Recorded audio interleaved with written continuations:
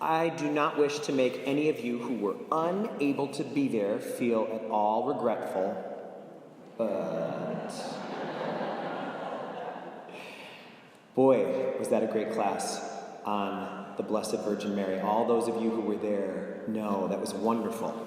Isn't it wonderful to learn in that way? Adult learning is so exciting because you learn something new and then you get to apply it right away.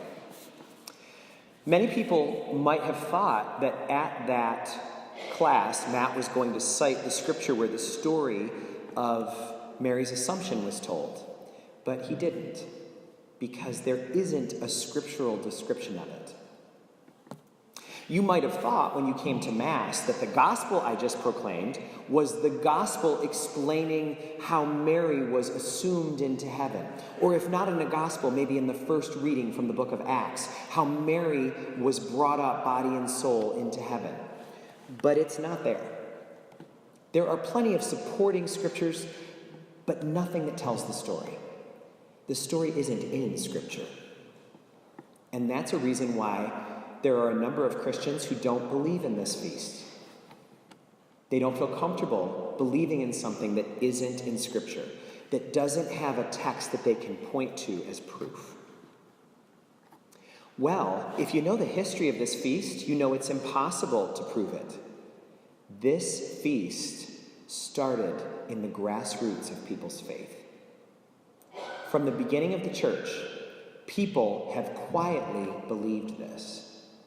And they have believed it so totally that they convinced the church to make a dogma out of it. It turns out that in the early times of the church, there were people in the Holy Land who had no communication ability at all, but they believed that Mary was taken up into heaven, body and soul. And at the same time, there were people in Viking territory who believed that same thing. And people in the far corners of Russia who believed that same thing, and people in Africa and Papua New Guinea who'd never been anywhere else but believed that same thing. And so after literally centuries of people believing this with their hearts and souls, the church in 1950 said, okay, nothing that is in this many hearts and souls worldwide could be untrue. This has been believed in our church for its entire life. And so it was declared a dogma in 1950. You know that throughout history, Mary has shown up in places like Guadalupe, in places like Lourdes and Knock, and other places all over the globe. You know that she is completely active in the lives of many people, maybe even in your own life. And this is what makes this feast so great. This feast is one of the best ones we have because it can't be proven. You only get this through your faith. This is a direct soul-to-soul connection with the most ancient form of our faith. And I think it should be added to that list of things that are essential to life that cannot be proven. If you start to think about it, any issue involving the soul can't be proven. I don't know if you do, but sometimes I have encounters with my deceased loved ones. They come to me, sometimes in the form of a dream, sometimes through a smell in the air that makes no sense, that doesn't seem connected to anything around me, but is a fragrance that's intimately connected to a relationship with someone who's gone. Sometimes I hear them speaking in my heart. Sometimes it's music.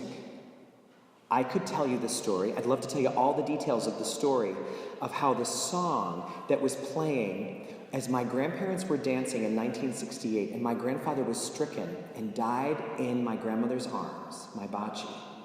I would love to tell you the story of how the song that was playing was Somewhere My Love, a song that is rarely heard nowadays, but a song that began to play on the restaurant sound system when after her death, my mother told me her inheritance was going to buy a car that I desperately needed.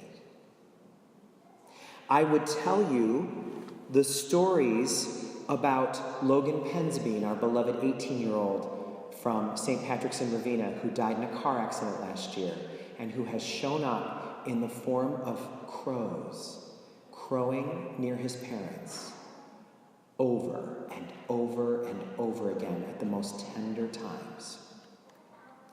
I can't prove any of this is real. My soul knows it, and I would stake my life on it. No proof is needed. In the civil rights era, it was very common at the different demonstrations for people to link arms and sing, "We shall overcome." You know that song? You know the lyrics to that song? We shall overcome someday. Deep in my heart, I do believe that we shall overcome someday. People were singing that in 1965. People were singing that in Selma, Alabama. And they are singing it now in Charlottesville, Virginia. Have we made progress? Some would say no. Some would say that song is not coming true. Some would say there is no proof that we will overcome. Perhaps we won't. But do you hear the lyrics of that song? Deep in my heart, in a place where my soul connects with my life, I believe that we will overcome. I know it. This is not my intellect talking. This is not my logic talking. This is my soul. So you can take this to the bank. We will overcome someday. That's the musical version, essentially, of what Mary just said in the gospel that was chosen for tonight.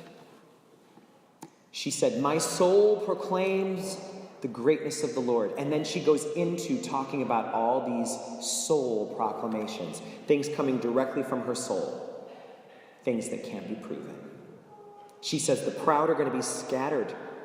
The mighty, they seem so smug right now, they're going to fall. The lowly, they're going to be raised up.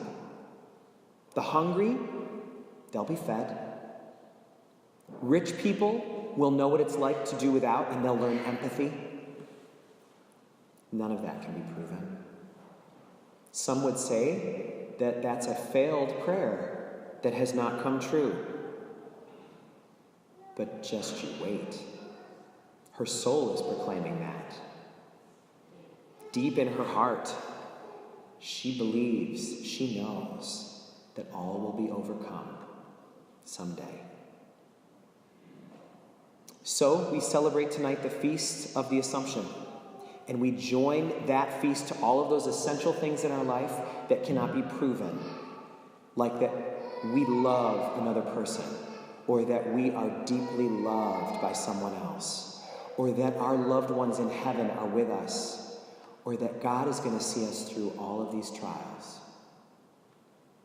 This is one of those, a belief that our soul is proclaiming, a belief that cannot be proven. So you know it's true.